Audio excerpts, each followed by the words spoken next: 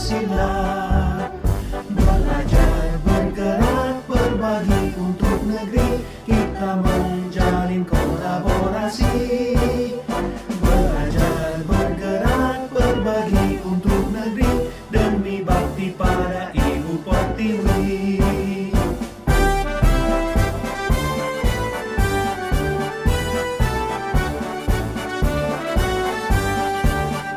Bulatkan tekad, kuatkan hati, negeri ini memanggilmu kawan. Belajar, bergerak, berbagi untuk negeri, guru penggerak majukan pendidikan. Guru penggerak menghamba pada murid, kreatif rancang pembelajaran. Hargai potensi, tingkatkan prestasi, lahirkan profil pelajar Pancasila. Belajar, bergerak, berbagi untuk negeri, kita menjalin kolaborasi. Belajar, bergerak, berbagi untuk negeri, demi bakti pada Ibu Pertiwi. Belajar, bergerak, berbagi untuk negeri, kita menjalin kolaborasi. Belajar, bergerak, berbagi untuk negeri, demi bakti pada Ibu Pertiwi. Demi bakti pada Ibu Pertiwi.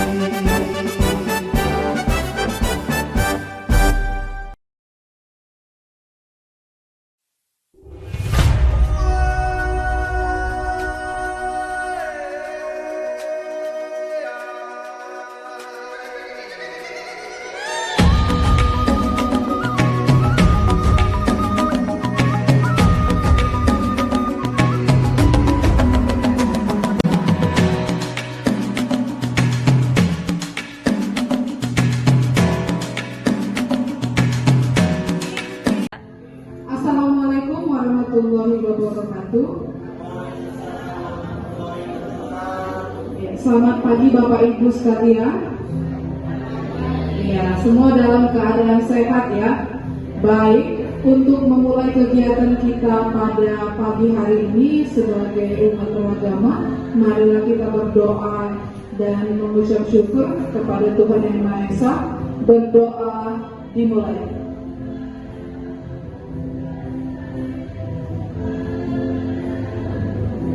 Berdoa selesai. Ya, baik. Pertama sekali kita wajib mengucapkan puji dan syukur kehadirat Tuhan Yang Maha Esa, yang mana sampai dengan saat ini kita masih diberi kesehatan hingga kita berkumpul untuk melaksanakan kegiatan pengindasan, penyebaran pemahaman dan penerapan pengalaman budaya positif. Yang saya hormati Ibu Kepala Sekolah yang telah memberikan waktu kepada saya, memberikan fasilitas juga kepada Bapak Ibu, yang mana kegiatan ini bisa kita selenggarakan, semoga bisa berjalan dengan baik dan lancar. Terima kasih Bu. Dan saya juga mengucapkan terima kasih kepada Bapak Ibu guru yang berkenan untuk mengikuti kegiatan pada pagi hari ini. Adapun kegiatan yang akan kita laksanakan seperti yang sudah saya sampaikan tadi adalah menyebarkan pemahaman dan penerapan pengalaman budaya positif. Jadi di sini inti kegiatannya Bapak Ibu, saya sudah menjalani pendidikan guru penggerak lebih kurang 2 bulan.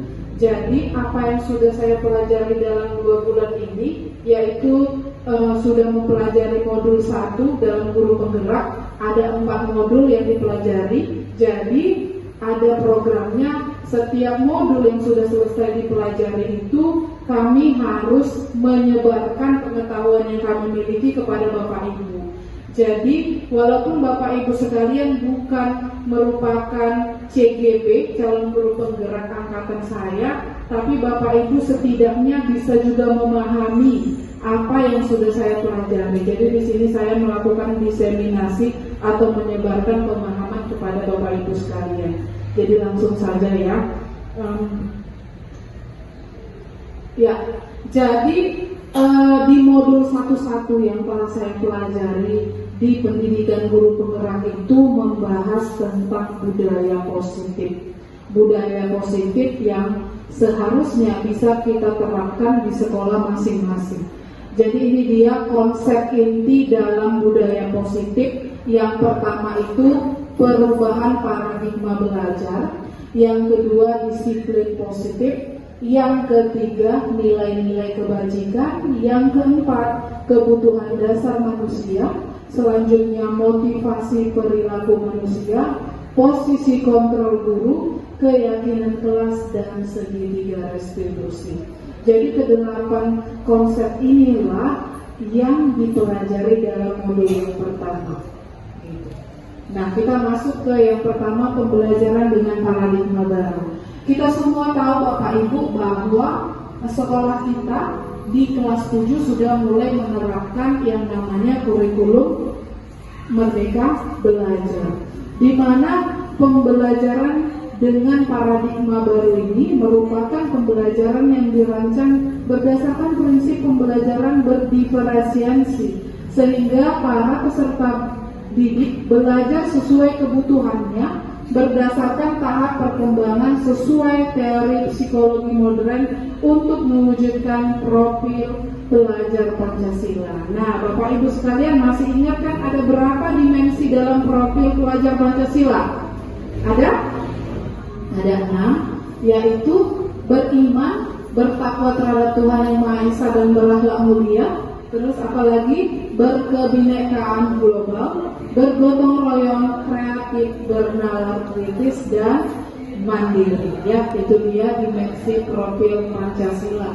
Selanjutnya, nah, jujur saja sebelum mengikuti pendidikan guru penggerak, pastinya kita memang belum begitu memahami ya yang namanya prinsip-prinsip dalam teori kontrol, di mana seorang guru itu sebenarnya punya posisi kontrol terhadap lingkungan sekolah, khususnya posisi kontrol kita terhadap murid-murid kita.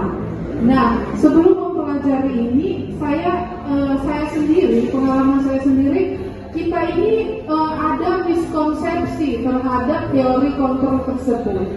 Nah, kita ini terkadang menganggap bahwa guru itu memang harus mengontrol murid gitu. Mengontrol murid, kita memaksakan kehendak kita yang murid harus seperti ini, kan gitu ya pemahaman kita selama ini. Nah, kita juga ada miskonsepsi bahwa semua penguatan positif, efektif, dan bermanfaat gitu. Kita anggap seperti itu. Nah, ada juga ilusi bahwa kritik dan membuat rasa bersalah mampu menguatkan karakter. Nah, ini yang sering kita lakukan. Jika siswa berbuat kesalahan, kita pasti mengkritik dan membuat dia merasa bersalah, terbenam dalam rasa bersalah tersebut. Nah, yang terakhir adalah ilusi bahwa orang dewasa berhak memaksa.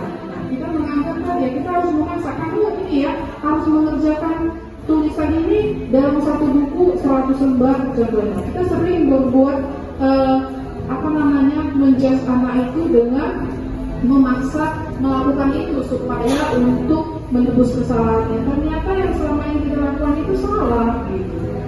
Selanjutnya, mengubah paradigma stimulus respon ke pendekatan teori kontrol. Ya, Bapak Ibu bisa membandingkan bahwa apa yang selama ini kita lakukan atau kita rasakan, kita bandingkan setelah kita mempelajari teori kontrol, ternyata ada banyak perbedaan.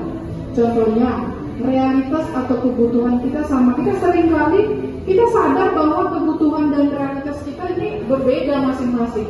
Tapi pada kenyataannya ketika menghadapi siswa, kita menyamaratakan gitu. Perlakuan kita kepada siswa yang bersalah itu sama gitu. Makanya outputnya berbeda-beda. Ada yang tidak terima si anak gitu, malah jadinya makin bandel dan sebagainya. Selanjutnya, semua orang melihat hal yang sama kalau itu stimulus respon. Kalau di teori kontrol, setiap orang memiliki gambaran yang berbeda. Itu dia. Kita mencoba mengubah orang agar berpandangan sama dengan kita, sedangkan di teori kontrol kita berusaha memahami pandangan orang lain tentang dunia. Perilaku buruk dilihat sebagai suatu kesalahan, semua perilaku memiliki tujuan, gitu ya. Orang lain bisa mengontrol saya. Kalau di teori kontrol, hanya Anda yang bisa mengontrol diri Anda sendiri. Selanjutnya, saya bisa mengontrol orang lain. Di teori kontrolnya, Anda tidak bisa mengontrol orang lain. Selanjutnya, pemaksaan ada pada saat rujukan gagal. Sedangkan di teori kontrol, kolaborasi dan konsensus menciptakan pilihan-pilihan baru. Sedangkan yang terakhir, model berpikir menang atau kalah. Sedangkan di teori kontrol, model berpikir menang-menang. Ya, mungkin kalau sampai sini, yang dijelaskan berat gitu ya, belum paham. Tenang aja Bapak Ibu, semakin ke depan semakin sederhana. Ya, ini karena memperkenalkan konsep dasarnya kan, ini apa gitu ya. Mari kita lihat selanjutnya. Nah, untuk menciptakan budaya positif ya, terlebih dahulu yang harus kita lakukan adalah penerapan disiplin positif. Dengan menerapkan disiplin positif, maka terciptalah budaya positif di sekolah. Sekedar mengingatkan kembali bahwa disiplin berasal dari kata disiplina yang artinya belajar. Disiplin mengacu pada disiplin diri yang memiliki tanggung jawab terhadap apa yang dilakukannya berdasarkan nilai-nilai yang diyakini. Disiplin positif merupakan salah satu cara penerapan disiplin yang bertujuan untuk menumbuhkan kesadaran serta memberdayakan peserta didik tanpa imbalan penghargaan, ancaman, atau hukuman. Nah, di sini cukup jelas ya Bapak Ibu, jika selama ini mendisiplinkan siswa, kita melakukannya dengan cara memberikan imbalan atau reward, ancaman atau hukuman, ternyata itu salah. Itu bukan bagian dari disiplin positif. Itu dia. Nah, sebagai pendidik, tujuan kita adalah menciptakan peserta didik yang memiliki disiplin diri sehingga mereka berperilaku mengacu kepada nilai-nilai kebajikan universal dan memiliki motivasi intrinsik dalam perubahan perilaku ke arah yang lebih baik. Nah, nilai-nilai kebajikan itu apa saja? Jadi nilai-nilai kebajikan itu adalah nilai-nilai yang disepakati bersama lepas dari suku bangsa, agama, bahasa maupun latar belakangnya. Jadi contoh dari nilai-nilai kebajikan institusi atau organisasi itu contohnya yaitu Profil Pelajar Pancasila, Ibu Primarius Program atau PYP. Untuk lebih dalamnya Bapak Ibu nanti bisa browsing ya. Dan selanjutnya ada keterampilan hidup atau life skill. Nah, ini adalah bagian dari nilai-nilai kebajikan. Selanjutnya, sebagai seorang guru, sebelum kita tahu anak ini gimana gitu ya, pasti kita harus punya yang namanya pendidikan dulu. Pendidikannya apa dasarnya? Nah, dasarnya adalah kita harus memahami dulu dasar kebutuhan manusia. Jadi kebutuhan dasar manusia itu ada. Dengan memahami dasarnya dulu, fondasi pemahaman akan kebutuhan dasar manusia secara bertahap nantinya melalui pengalaman juga, sedikit demi sedikit kita bisa memahami karakteristik siswa kita itu seperti apa sehingga kita bisa memahami memperlakukan dia bagaimana gitu. Nah, jadi kebutuhan dasar manusia itu adalah segala sesuatu yang kita inginkan untuk mendapatkan apa yang kita inginkan. Seluruh tindakan yang kita lakukan memiliki tujuan tertentu dan semua usaha terbaik yang kita lakukan adalah dalam rangka agar kebutuhan dasar kita terpenuhi dengan baik. Selanjutnya, kita harus paham bahwa ada 5 kebutuhan dasar manusia Bapak Ibu. Yang pertama kebutuhan dasar manusia yaitu bertahan hidup. Yang kedua kasih sayang dan rasa diterima. Yang ketiga penguasaan. Yang keempat kebebasan. Dan yang kelima kesenangan. Nah, diharapkan kita sebagai Bapak Ibu guru harus paham dulu ini 5 kebutuhan dasar. Jadi nanti kalau ada masalah sama siswa, kita kaitkan dengan ini, kita tahu ternyata anak ini memang sebenarnya kurang kasih sayang dan dengan rasa diterima gitu. Jadi kita mau memperlakukan dia, oh si anak ini perlu kebebasan gitu. Karena kan setiap masalah anak itu beda-beda ya, beda-beda karakteristiknya. Jadi dilandasi dari pengetahuan ini dulu gitu. Selanjutnya, nah, motivasi perilaku manusia. Jadi motivasi perilaku manusia itu ada dua jenis. Yang pertama yaitu motivasi ekstrinsik, ada juga yang namanya motivasi intrinsik. Jadi anak-anak itu membuat kesalahan, motivasinya ada dua Bapak Ibu. Yang pertama motivasi ekstrinsik, yang kedua motivasi intrinsik. Jadi kalau yang motivasi ekstrinsik adalah dia itu tujuannya untuk menghindari ketidaknyamanan atau hukuman. Dia berdalih seperti itu ya. Yang kedua adalah untuk mendapatkan imbalan atau penghargaan dari orang lain.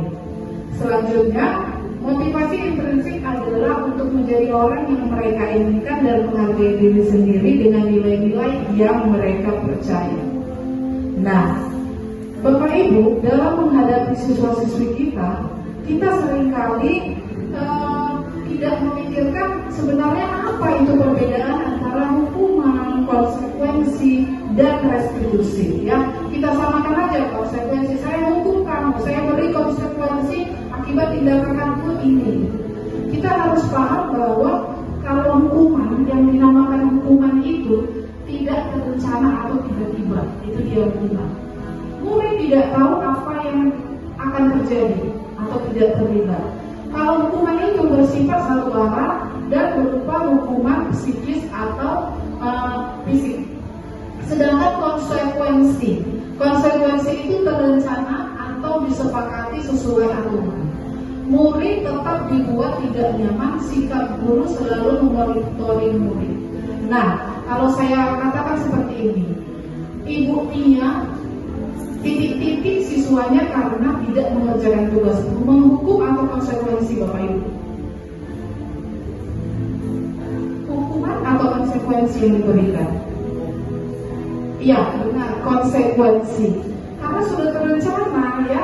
Ibu Nia kan sebelumnya sudah sampaikan ke siswa, anak-anak tolong dikerjakan tugasnya ya. Kalau tidak, nah gitu ya.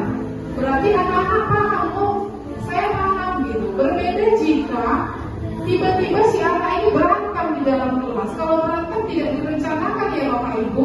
Nah, kalau berantem tidak direncanakan berarti yang pas kita berikan kepada si siswa adalah berupa hukuman namanya, bukan konsekuensi dari tindakan. Beda ya. Ini bedanya ya.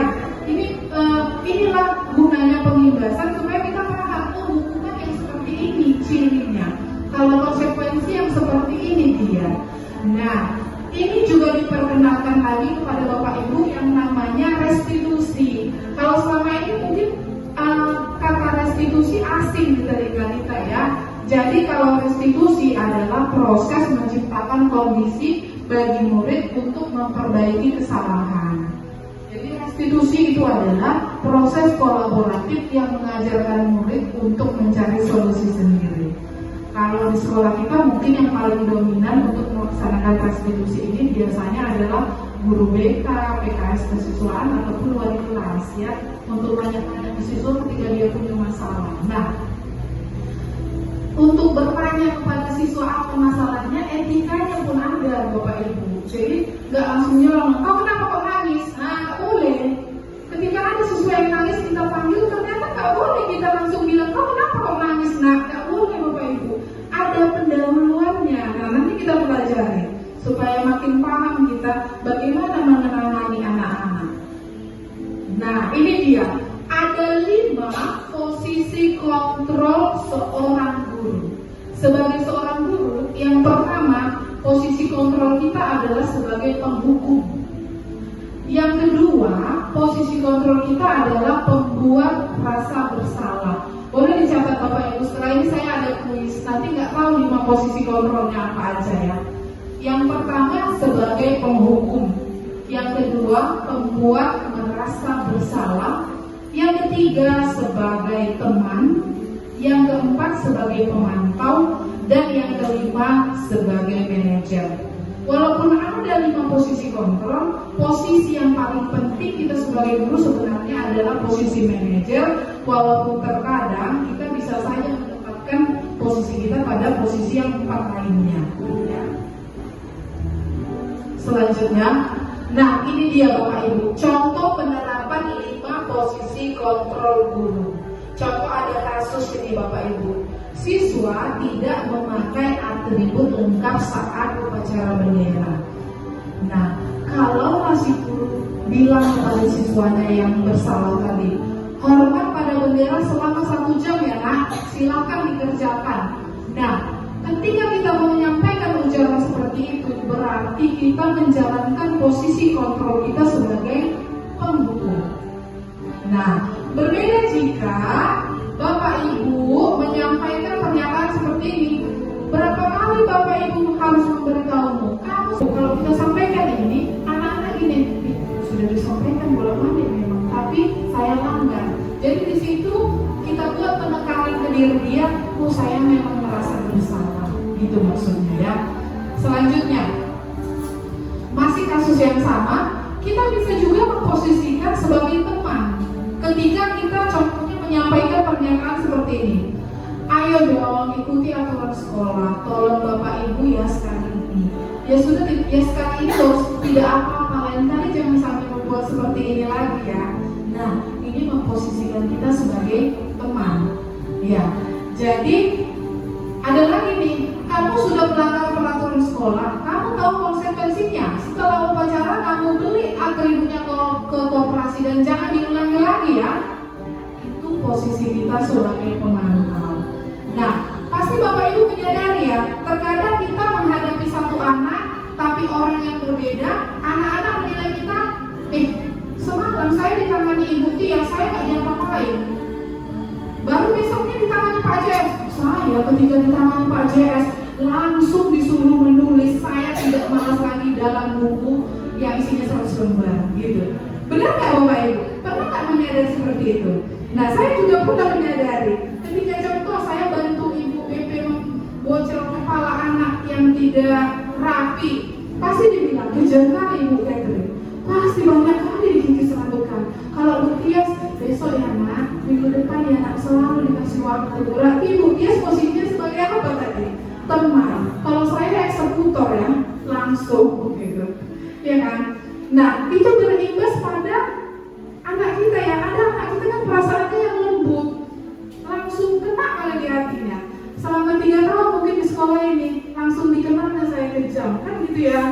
Nah, saya nggak mau gitu lagi setelah belajar ini. Ternyata itu nggak boleh, bisa membekas sampai ini kayak jadi traumatik ya, gitu ya. Nggak usah kita lakukan kejam-kejam kali. Kalau menurut pendidikan yang sudah saya jalani, dilihat aja aturannya gitu.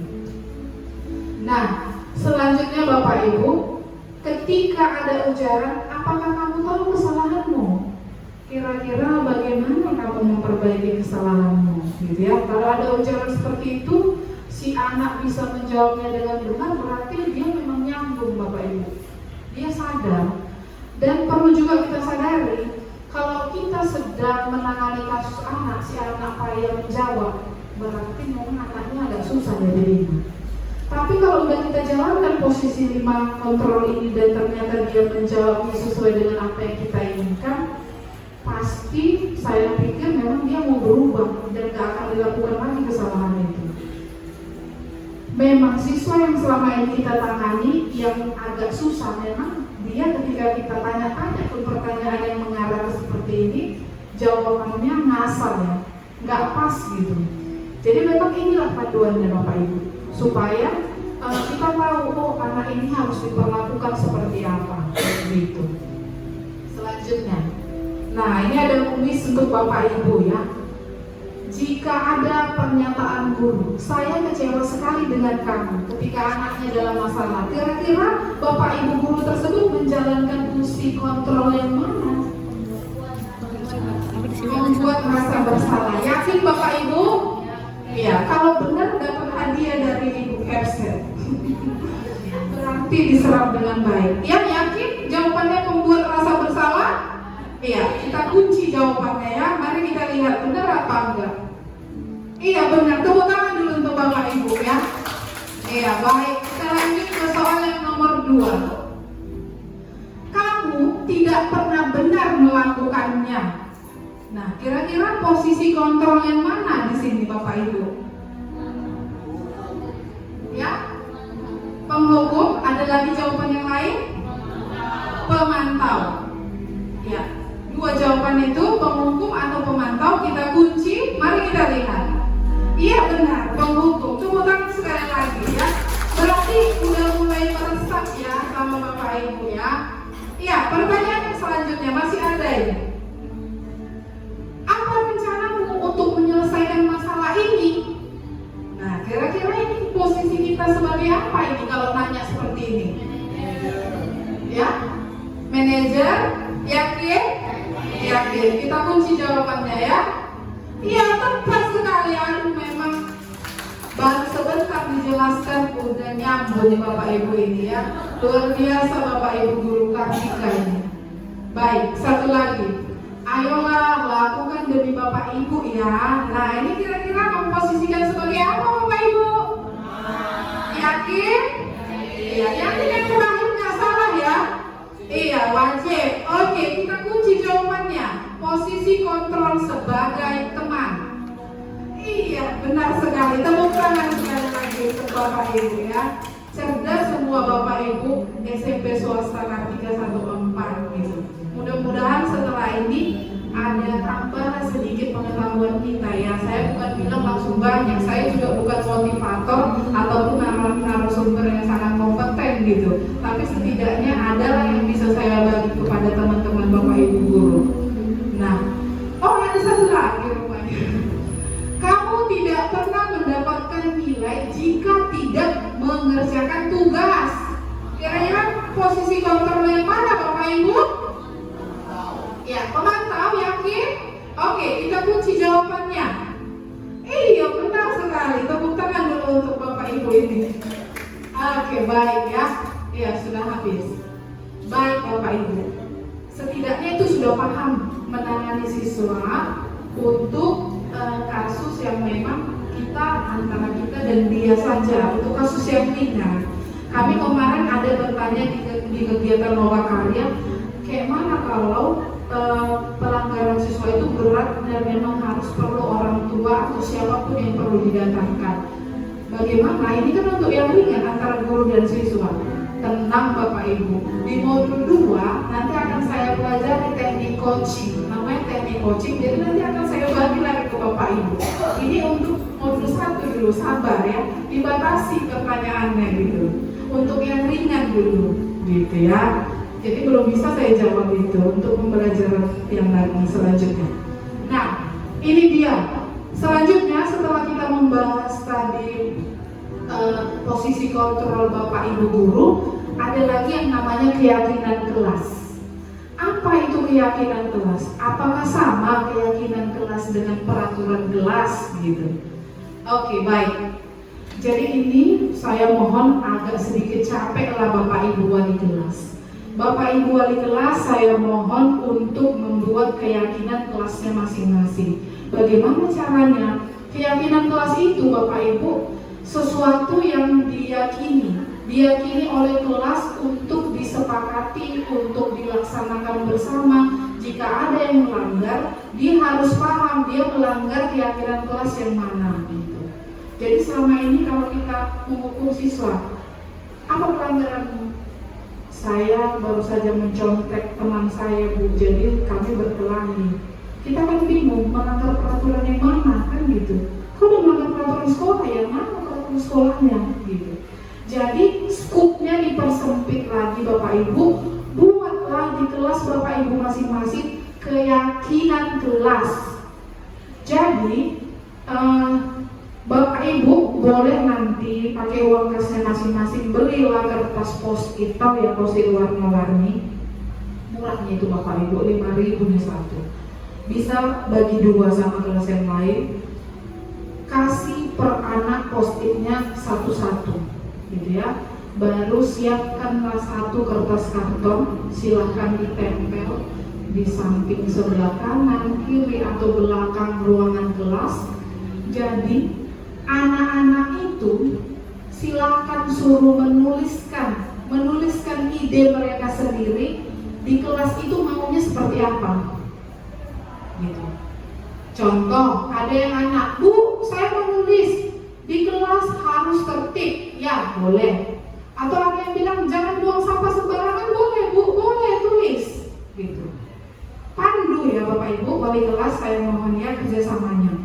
Pandu mereka, buat keyakinan kelas kalian, mau apapun yang sesuai dengan kesepakatan di kelas kalian, gitu. Tapi ada kata kuncinya Bapak Ibu. Ketika membuat keyakinan kelas, janganlah menggunakan kata jangan, kata tidak, dan kata tidak boleh. Tidak boleh menggunakan kata jangan, tidak boleh menggunakan kata tidak boleh menggunakan kata tidak boleh. Contoh, jangan membuang sampah sembarangan. Itu bukan keyakinan kelas, tapi kalimatnya harus diubah menjadi kalimat positif. Buanglah sampah pada tempatnya. Jangan ribut di kelas. Kira-kira kalimat positifnya apa? Kalau jangan ribut di kelas, buatlah suasana kelas yang tertib, gitu ya. Nah, jadi keyakinan kelas yang dibentuk harus berupa kalimat positif. Dari kalimat positif akan tercipta budaya yang positif. Kita bukan memaksa. Kalau kita bilang jangan ribut di kelas, kalau kata jangan, perintahnya ngeri kali ya Bapak Ibu ya. Kita kayak membuat merasa bersalah kali ya. Jangan, semua jangan. Nanti anak-anak gitu ya. Semua jangan. Apalagi kalau sudah dimarahi orang tuanya. Semua jangan, nggak boleh ini, nggak boleh itu, dilarang ini. Nah, jangan sampai ada kata seperti itu. Kita menghimbau sebaiknya begini, kan gitu. Bisa dipahami ya Bapak Ibu wali kelas? Mohon untuk kita kerjakan bersama. Jadi saya pikir kurun waktu 1 minggu ini bisa terrealisasi di setiap kelas ada keyakinan kelas. Bisa ya Bapak Ibu? Nah, ini dia gambarannya. Pembentukan keyakinan kelas itu berupa pernyataan universal dibuat dalam pernyataan positif sedikit saja agar mudah diingat, sesuai dengan kondisi kelas dan sekolah sehingga mudah diterapkan. Semua warga sekolah atau warga kelas dilibatkan saat membuat keyakinan kelas. Itu dia. Nanti kalau sudah ada keyakinan kelas di masing-masing kelas, bisa kita satukan Bapak Ibu untuk membentuk sebuah keyakinan sekolah gitu. Kalau keyakinan sekolah nanti akan kita buat dalam poster, kita tempelkan mungkin di lobby atau di tempat-tempat terbuka biar dibaca sama semua anak. Kalau keyakinan kelas dia berlaku untuk yang ada di dalam kelas tersebut gitu. Bisa dipahami ya Bapak Ibu? Oke, selanjutnya. Nah, pembelajaran kita selanjutnya setelah keyakinan kelas ada yang namanya segitiga restitusi. Apa itu segitiga restitusi? Suatu proses dialog yang dijalankan oleh guru agar dapat menghasilkan murid yang mandiri dan bertanggung jawab. Nah, ketika ada siswa kita yang bermasalah, kita menggunakan segitiga restitusi untuk penyelesaian masalahnya. Segitiga restitusi itu ada 3 tahap. Yang pertama yaitu menstabilkan identitas. Yang kedua, validasi tindakan yang salah dan menanyakan keyakinan. Jadi kalau ada masalah anak-anak, mudah-mudahan kita nggak bingung lagi. Yang pertama sekali harus nanya apa ya, baru setelah itu nanya apa ya, baru solusinya kira-kira saya harus nanya apa. Nah, di segitiga restitusi inilah kita dibantu Bapak Ibu. Karena yang pertama sekali kita lakukan adalah menstabilkan identitas. Ini dia. Berdasarkan prinsip membuat kesalahan adalah bagian dari proses pembelajaran. Nah, jadi kalau ada anak kita berbuat salah, jangan kita bilang, itulah kau, mampuslah kau, pulangnya kau buat kesalahan itu. Tidak, tapi kita bilang, ya udah nggak apa-apa nak dibuat kesalahan itu kan adalah proses pembelajaran, gitu ya. Memang kita mempelajari ini dibuat semakin berhati malaikat Bapak Ibu. Bukan jadi membuat rasa bersalah terus-terusan dari pembahasan A sampai Z. Kita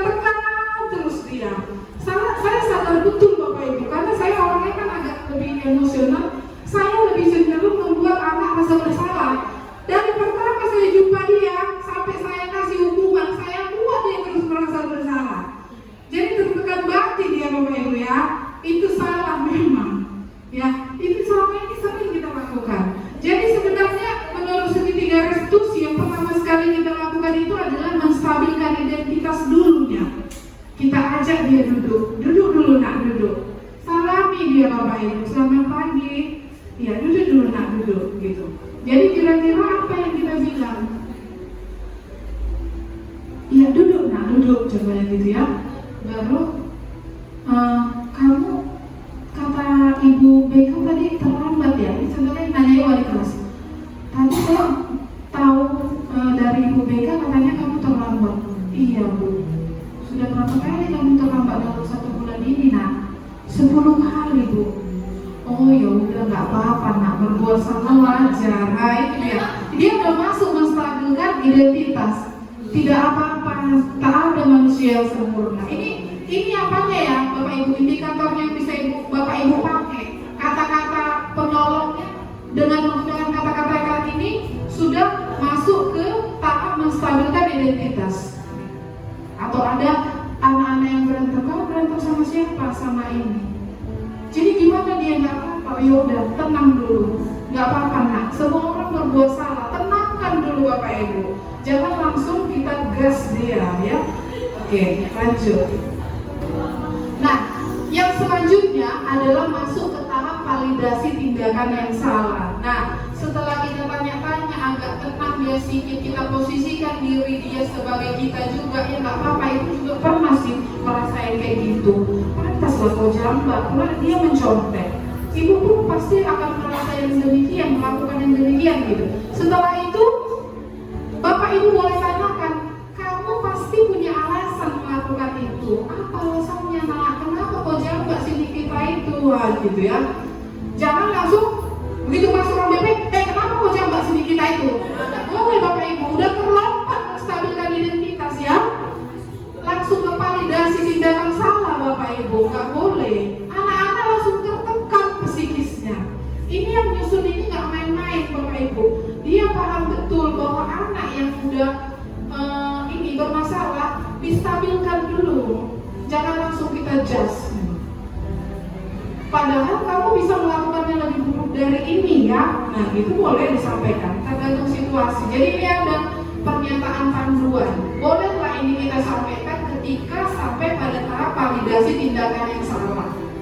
Jadi sudah teruji ya ini Bapak Ibu, psikis anak itu lebih tenang gitu ya. Dan Pak JS bilang juga sama saya, ada temannya yang kebetulan di bidang hukum bilang, ini restitusi ini kan bagian dari hukum ini gitu. Dan ternyata Bapak Ibu, kita memang harus belajar ini gitu. Hukum ini salah satu bagian dari hukum di Indonesia. Bagaimana caranya menyelesaikan kasus atau masalah. Benar juga kita kayak hakim juga, hakim jaksa ya. Itu dia. Selanjutnya, nah yang terakhir adalah menanyakan keyakinan. Nah tentang keyakinan yang Bapak Ibu telah tuangkan tadi di kelas masing-masing. Jadi ketika Bapak Ibu tanya, kenapa kamu nak melakukan itu? Bukan saya diganggu, saya gebrak mejanya. Nah setelah dia udah dijelaskan seperti ini, baik nak. Kalau menurut kamu, kira-kira kamu melanggar keyakinan kelas yang mana? Nah gitu dia, ya kan? Iya Bu, saya udah melanggar keyakinan kelas menjaga ketertiban. Saya nggak bisa jaga ketertiban. Nah, secara tidak langsung anak-anak paham kesalahannya. Bukan kita yang bilang, berarti udah nggak tertib lah kelas kau buat. Jadi hancur kelas kau buat, pelajaran pun terganggu. Bukan kita yang menghakimi apa kesalahan dia. Dia harus mencari tahu sendiri apa kesalahannya Bapak Ibu, lewat apa keyakinan kelas yang ada di kelasnya. Jadi Bapak Ibu wali kelas, ternyata pembelajaran yang baik itu adalah ketika Bapak Ibu sudah memulai pelajaran dengan contoh membukanya dengan motivasi, setelah itu berdoa, ternyata perlu kita mengingatkan kesepakatan kelas. Jadi anak-anak sebelum kita mulai pelajaran, Ibu perlu mengingatkan kembali kesepakatan kelas. Kayaknya kalau mengingatkan itu 2 menit cukup. Jadi anak-anak terus terngiang di telinganya, oh kita boleh ini, kita harus melakukan ini, kita sebaiknya begini. Jadi gitu Bapak Ibu. Jadi kita masuk ke dalam kelas itu programnya jelas. Nggak tiba-tiba ada anak yang di situ bertingkah kita langsung, hei jangan ribut. Lihat keyakinan kelasmu gitu. Dari awal kan sebelum mengajar ibu udah ingatkan keyakinan kelas kita apa. Mohon ya dipahami. Coba Bapak Ibu terapkan, nanti ibu rasakan sendiri gitu. Ibu rasakan sendiri manfaatnya lah. Anak-anak bisa lebih tertib atau enggak. Kita nanti bisa sama-sama sharing ya Bapak Ibu, plus minusnya. Setelah kita terapkan, yang memang harus kita terapkan dulu baru tahu. Jangan dulu-dulu, nggak penting juga Bu, nakal kayak itu anak-anak. Udah jamin kali ya, anak saya tuh pasti nakal. Jangan langsung memponis anak-anak kita seperti itu. Lakukan dulu Bapak Ibu, jangan malas. Kita dituntut nggak boleh malas gitu. Memang harus jadi guru yang rajin untuk mengingatkan, rajin untuk mengulang kembali. Memang itu tuntutannya sekarang. Kalau nggak kita ulang, kau nggak ingat peraturan yang udah kita buat seminggu yang lalu? Mana lah ingat dia seminggu yang lalu? Memang harus setiap pembelajaran, kesepakatan kelas harus tetap diingatkan. Kami aja Bapak Ibu setiap game dengan fasilitator memulai kegiatan pembelajaran, padahal guru-guru semua ya yang mengikuti game itu, ketika dia menyampaikan modul, pasti yang pertama kali disampaikan doa. Setelah berdoa dia kasih motivasi. Setelah itu sebelum masuk ke materi, dia selalu membahas kesepakatan kelas. Kesepakatan kelas itu kan dibuat dari awal, jadi ditampilkan dia lagi. Ya mudah-mudahan Bapak Ibu bisa tertib gitu. Sampai dengan jika ada yang ingin ke kamar mandi boleh mengangkat tangan, itu boleh jadi kesepakatan kelas. Jadi setiap supaya tahu, oh berarti kalau aku ke kamar mandi harus angkat tangan ya, izin. Gitu. Hal-hal kecil yang memang itu penting di kelas itu mulai jadi kesepakatan atau keyakinan kelas ya Bapak Ibu. Ya selanjutnya, nah saya sudah buat 2 video kasus yang sudah saya tangani dari anak-anak. Untuk mempersingkat waktu, Bapak Ibu nanti boleh cek di YouTube saya, nanti akan saya share di WA grup kita ya, karena kalau ditampilkan agak lama, nanti boleh sembari belajar lah. Oh Bu Catherine buat itu, berarti nanti kira-kira kalau ada masalah saya seperti ini gitu. Tapi jangan lari dari 5 posisi kontrol dan segitiga restitusi untuk menyelesaikan masalah. Nah, sebagai penutup Bapak Ibu, inilah dia. Dalam penerapan program disiplin positif, hendaknya guru memiliki standar kepribadian, profesional, dan sosial yang baik, di mana guru harus mampu merefleksikan dirinya dalam posisi kontrol saat ini, bagaimana perjalanan dirinya sebagai among. Nah, Bapak Ibu pernah dengar kata among? Ini sedikit, sabar ya, sedikit saya jelaskan. Jadi kata among ini adalah salah satu filosofi dari Ki Hajar Dewantara yang artinya adalah menuntun. Jadi pembelajaran kurikulum merdeka itu sebenarnya didasarkan pada penerapan filosofi Ki Hajar Dewantara, bahwa seorang guru itu harus bisa menjadi among bagi siswanya, harus bisa menuntun siswa-siswa kita. Kita juga harus memahami adanya kodrat alam dan kodrat zaman. Jadi jangan lagi ada ujaran, saya dulu seperti itu, kamu seperti ini. Ini zamannya udah berubah guys ya. Kodrat zaman itu berlaku. Ki Hajar Dewantara aja yang tempo dulu sudah paham akan kodrat zaman, kodrat alam gitu. Jadi jangan sampai kita di guru yang zaman sekarang ini, di era digitalisasi ini, masih kembali ke masa lalu. Pelajaran sejarah yang boleh ke masa lalu, tapi dalam menangani siswa kita hendaknya kita mengikuti kodrat zaman yang sekarang Bapak Ibu. Jadi akhir kata saya mengucapkan terima kasih kepada Bapak Ibu, kepada Ibu Kepala Sekolah ya Bu, terima kasih yang sudah menyempatkan waktu untuk bisa sama-sama berbagi pemahaman akan budaya positif. Terima kasih sekali lagi Bapak Ibu, tepuk tangan untuk kita semua Bapak Ibu guru hebat. Terima kasih.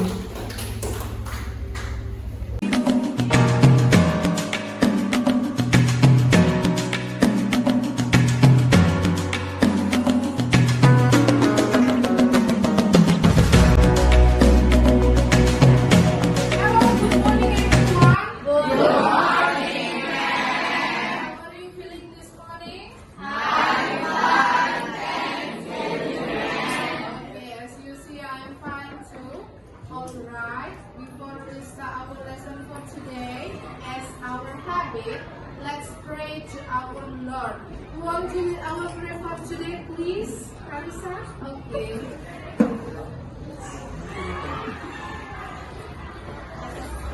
Our God is thankful for you because it still bless us until today. Now we want to study. Please open our mind so that we can listen the lesson well. Please bless our parents and our teacher and Okay, that's good. Ya, baik. Untuk pagi hari ini, ya, just for today, I wanna give something to all of you here. Saya mau beri sesuatu kepada kamu semua di sini, ya. Bolehlah kita pakai waktu belajar kita 10 menit untuk mengerjakan ini. Hari ini saya bersama dengan kalian semua ingin membuat yang namanya sebuah keyakinan kelas. Pernah dengar nggak keyakinan kelas? Apa itu keyakinan kelas? Apa itu kesepakatan kelas kita? Semacam peraturan ya nak. Apa-apa saja yang harus kamu taati, apa-apa saja yang harus kamu laksanakan, keamanan dan ketertiban bersama. Bisa kira-kira kita buat? Ya. Jadi untuk membuat sebuah keyakinan kelas, ya, saya menyediakan kertas post-it yang nantinya kertas post-it ini, ya, kertas post-it ini boleh kamu tuliskan apa saja yang kamu inginkan di kelas ini. Kamu ingin suasana belajar yang seperti apa di kelas ini?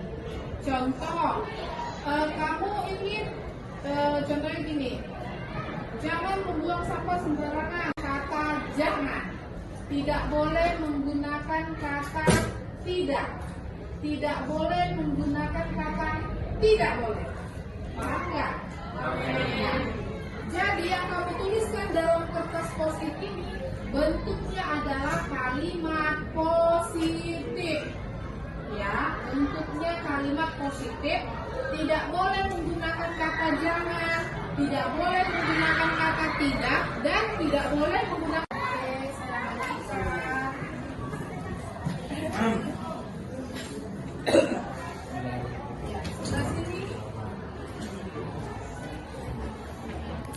boleh angkat tangan ya kalau ada pertanyaan ya, boleh diangkat tangannya. Ada yang kurang jelas, oke, boleh angkat tangan kalau ada yang kurang jelas. Baik, baik anak-anak ibu sekalian, silakanlah ditulis kira-kira apa ya yang kamu inginkan menjadi keyakinan di kelas kita. Silakan ditulis. Jangan menggunakan kata tidak boleh, kata tidak, dan kata jangan. Harus kalimatnya positif. Pernyataannya harus pernyataan yang positif. Ya, pernyataannya harus yang positif ya.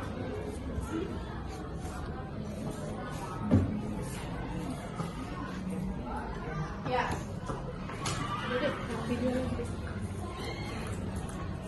Oke, baik. Anak-anak ibu sekalian, sudah 5 menit ya. Kira-kira sudah diisi semua post-it-nya? Ya.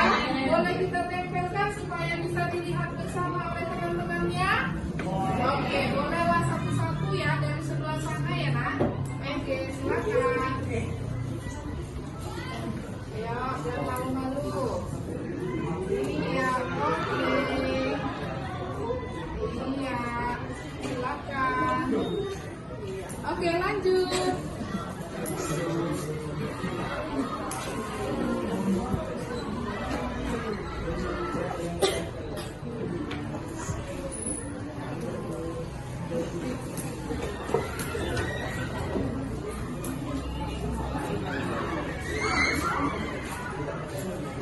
Di bawahnya boleh, ya, samping lagi di bawahnya ya. Oke.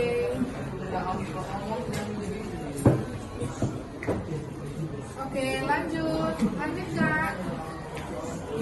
Geser sedikit ke sini, Kak. Geser sedikit biar nampak. Ya.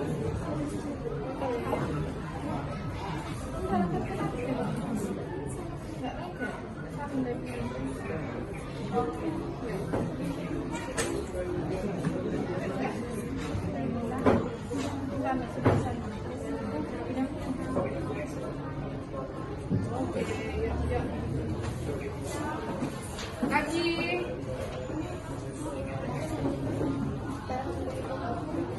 Oke. Ayo. Ayo tempel. Baik. Ya, saya baca keyakinan kelasnya sudah bagus, juga kalimatnya sudah kalimat yang positif, pernyataannya sudah positif. Saya harap apa yang sudah menjadi keyakinan kalian bisa dijalankan dengan baik. Bisa jadi dijalankan dengan baik? Bisa? Bisa. Nah, apa yang menjadi dasar kita bilang bisa gitu kan? Jadi saya harap semuanya mau menandatangani kontrak. Apa? Kontrak. Kita harus ada kontrak keyakinan. Setelah kamu tanda tangani, bahwasanya kamu harus melaksanakan apa yang sudah menjadi keyakinan kelas ini. Bisa bertanda tangan? Berjanji bahwasanya itu akan dilaksanakan dengan baik? Oke, silakan ya dari sini. Enak? Tulis nama.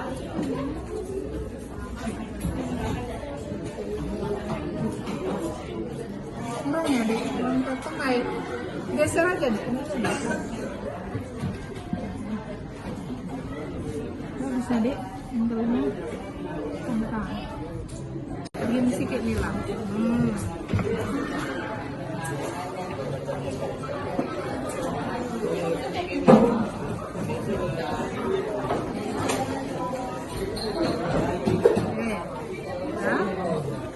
Ayo, Raymond.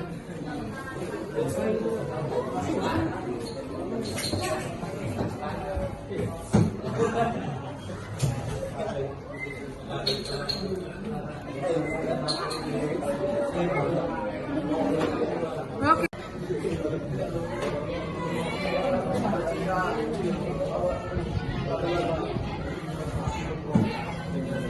Oke, satu lagi ya.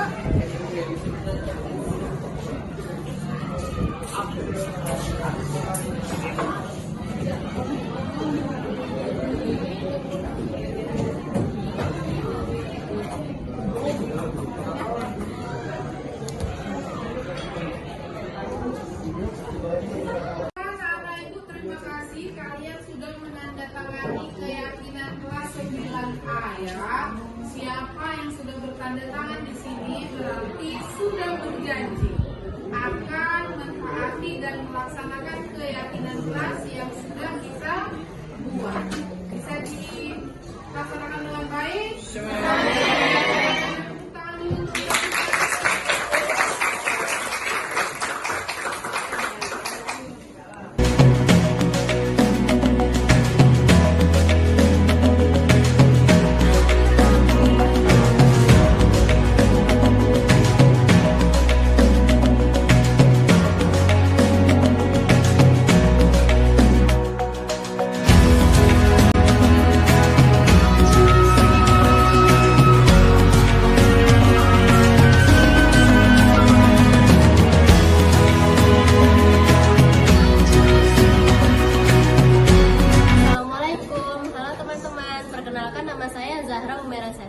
Saya dari kelas 9A.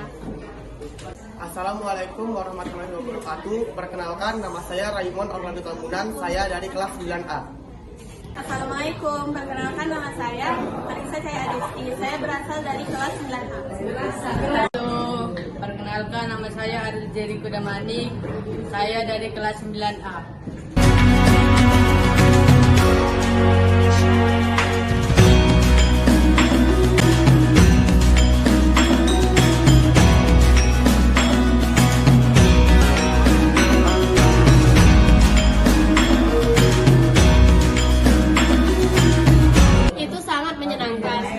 Itu sangat menyenangkan. Saya sangat senang sekali. Saya sangat senang sekali.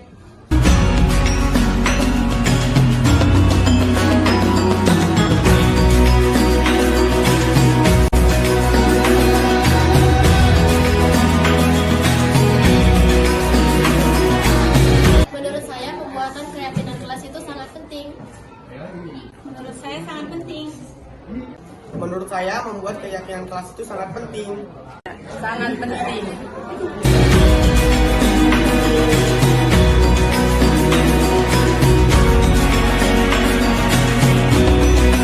Agar membuat kelas kita lebih bersih dan rapi. Agar membuat kita lebih disiplin. Agar membuat kelas kita lebih tertib. Agar membuat kita saling menghargai.